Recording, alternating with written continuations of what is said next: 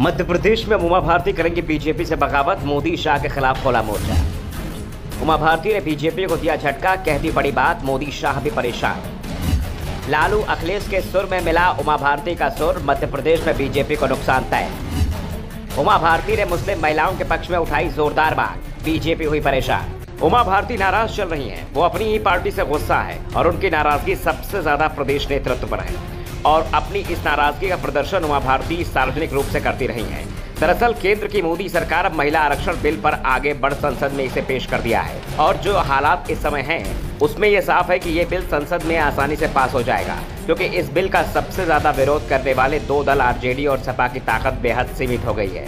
लोकसभा में आरजेडी का एक भी सांसद नहीं है तो सपा के 3 सांसद बचे हैं, जिसमें एक डिम्पल यादव हैं जो इस बिल का विरोध करती नहीं दिख रही हैं। दरअसल इन दलों के विरोध का सबसे बड़ा कारण था कि कोटा के अंदर भी एक कोटा चाहते हैं कि 33% महिलाओं के लिए जो सीट रिजर्व की जाए उसमें ओबीसी वर्ग को भी आरक्षण दिया जाएगा। दरअसल अभी तक लोकसभा और विधानसभा चुनाव में ओबीसी वर्ग को आरक्षण नहीं दिया गया है, सिर्फ दलित और आदिवासियों को ही आरक्षण दिया गया है। लेकिन अब जाति की राजनीति करने वाले दल ओबीसी आरक्षण की भी बात कर रहे हैं। लेकिन केंद्र की मोदी सरकार ने साफ कर दिया है कि महिला रिजर्वेशन बिल में सिर्फ एससी और एसटी वर्ग को ही अलग से आरक्षण मिलेगा।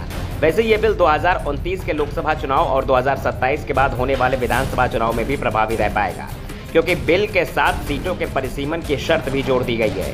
यानी पहले देश की जनगणना होगी, फिर जनगणना के आधार पर सीटों का परिसीमन होगा और संकेत इस बात के हैं कि परिसीमन के बाद लोकसभा में सीटों की संख्या 543 से बढ़ाकर 888 कर दी जाएगी। इसके बाद ही महिला आरक्षण कानून लागू हो पाएगा। लेकिन इस कानून से बीजेपी के वरिष्ठ नेता उमा भारती खुश नहीं दिखाई दे रही हैं। उमा भारती ने इस बिल को लेकर कहा है कि मुझे कुछ हद तक निराशा महसूस हो रही है, क्योंकि ये ओबीसी महिलाओं के लिए आरक्षण के बिना आया है। अगर हम ओबीसी महिलाओं के लिए आरक्षण सुनिश्चित नहीं करते हैं तो भाजपा में उनका विश्वास टूट जाएगा। यानी जो बात लालू और अखिलेश यादव के साथ मायावती कर रही हैं, उसी का समर्थन उमा भारती ने भी कर दिया है। सवाल किया है कि ओबीसी वर्ग की महिलाओं को आरक्षण क्यों नहीं दिया जा रहा है। उमा भारती ने कहा कि जब वो लोकसभा सदस्य थी और इसी तरह के विधेयक जब पेश किए गए थे तो उन्होंने इसका विरोध किया था। बाद में उस विधेयक को स्थायी समिति के पास भेज दिया गया था। उमा भारती ने कहा कि जब ओबीसी के लिए कुछ करने का समय आया तो हम पीछे हट गए। मुझे विश्वास था कि प्रधानमंत्री इसका ध्यान रखेंगे। उमा ने कहा कि मुझे ये देखकर बहुत निराशा हुई कि विधेयक में कोई ओबीसी आरक्षण नहीं है। मुझे निराशा हुई क्योंकि पिछड़े वर्ग की महिलाओं को जो मौका मिलना चाहिए था वो उन्हें नहीं दिया गया।